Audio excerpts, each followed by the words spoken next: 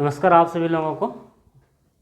मैं Bhairav Mewari awakening defence academy Haldwani से एक बार फिर से आप लोगों के बीच में। जैसा कि आप जानते हैं, अभी कुछ समय के बाद एसएससी जीडी का एग्ज़ामिनेशन होने वाला है।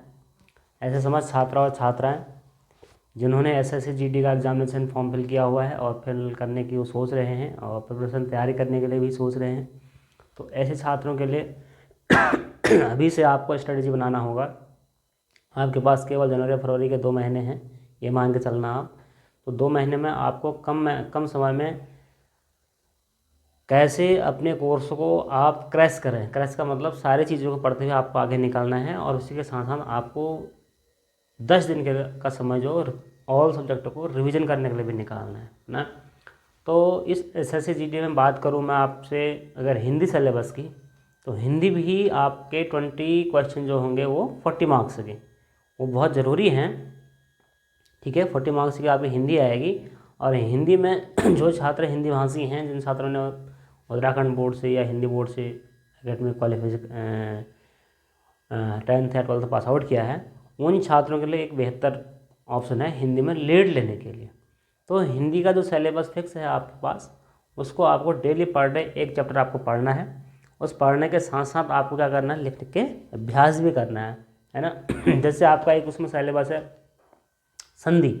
संधि किसे कहते हैं, संधि के कितने प्रकार होते हैं, निम्न शब्द में कौन सी संधि होगी, है ना, या इसका संधि विच्छेद क्या होगा, है ना।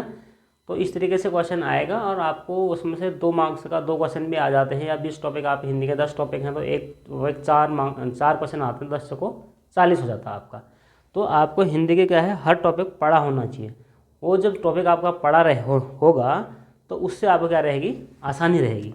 जैसे आपको हिंदी के लिए मैं बताऊं तो लुसेंट की सामान्य हिंदी की एक बुक है ना, इसका अगर आप जितने चैप्टर आपके सिलेबस में दे रखे हैं उतने चैप्टर को उसमें से आप सेलेक्ट करके उनको एक बार इससे डीपली इसको स्टडी कर लें। और उसके साथ साथ आप एनसीईआरटी बुक क्लास 6 से 12th तक में जो हिंदी की एनसीईआरटी आती है, और उन चैप्टरों में से जहाँ जहाँ से आपके सिलेबस की चीज़ें मैच कर रही हैं वो चीज़ें आपको कवर कर लो, है ना।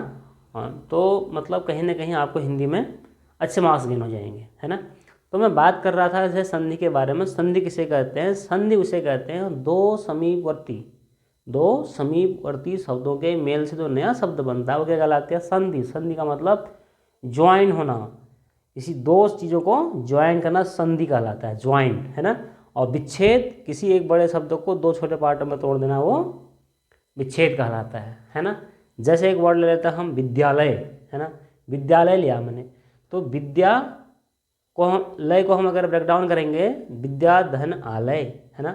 आधन आ बराबर भी आ होता है, औधन औ बराबर भी आ होता है हिंदी में, और औधन आ बराबर भी आ, आधन औ बराबर भी क्या होता है हिंदी में, आ होता है। तो संधि के आपको क्या करना होगा, पहले बेसिक इसके रूल देखने होंगे आपको, फिर ऑटोमेटिकली आपकी क्या होगी, हिंदी आगे धीरे धीरे सॉल्व होने लग जाएगी, है ना। तो जैसे संधि के प्रकार हैं, स्वर संधि। स्वर संधि 5 प्रकार की होती है ना, जनरल से। जैसे हमारे पास पहला होता है दीर्घ संधि। दीर्घ जैसे हम आ बोलते हैं, बड़ा ई बोलते हैं और बड़ा ऊ बोलते हैं, है ना। जहाँ इनकी मात्राएं आ जाएंगी जिन शब्दों में, तो वहाँ दीर्घ संधि हो जाएगी। जैसे हिमालय, विद्यालय, देवालय, आ की मात्रा आ गई तो जनरल सी बात वहाँ क्या होगी, दीर्घ संधि होगी, है ना। उसी के साथ साथ फिर हम और आगे कुछ उसके टाइप में देखते हैं तो हमारे पास क्या आता है, जैसे गुण संधि आ जाती है। क्या आ जाती है, गुण संधि। जहाँ गुण संधि में क्या होगा, ऐ की मात्रा आएगी, जैसे नरेंद्र, सुरेंद्र, है ना, हरेंद्र, ऐसे। तो ये वाले शब्द जहाँ पर आएंगे तो वहाँ क्या होगी, वहाँ भी गुण संधि होगी। उसके बाद फिर आपको देखना है क्या, यण संधि।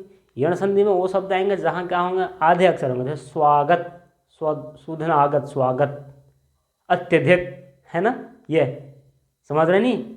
तो वहाँ पर क्या होगा, आपके पास आधे अक्षर वाले जो शब्द आएंगे वहाँ क्या हो जाएगी, ये संधि हो जाएगी। समझ में आ रहा ना। और उसी के साथ साथ फिर हमारे पास अयादि संधि आती है, जैसे जैसे पावन, शयन, नयन, निधनयन, नयन, है ना, चेधन, अन, शयन। इस प्रकार के जो होंगे वो किस में होंगे, अयादि संधि में होंगी, है ना।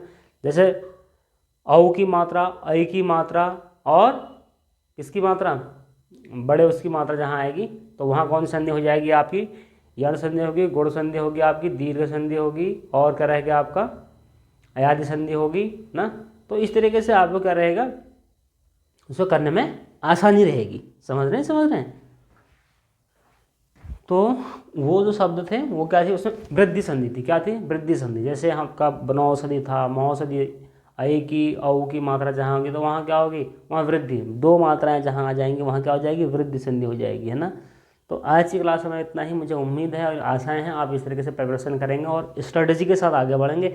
एक फिक्स तैयारी करके अभी से आप कर लेकर चलेंगे तो न्यू ईयर में आप एक अच्छी परफॉर्मेंस के साथ आगे बढ़ेंगे, और मुझे ऐसी उम्मीद है आपसे। क्योंकि एग्जामिनेशन आपको ऑल इंडिया लेवल में एग्ज़ाम है, तो आप कहीं से भी हैं ये मानना नहीं रखता, लेकिन आपकी प्रिपरेशन कहाँ कैसे है, अपना अपना सेल्फ आपने कितना उसमें योगदान दे रखा है वो माना रखता है। समझ में आ रहा है? तो आज की क्लास में इतना ही। Thank you, have a nice day.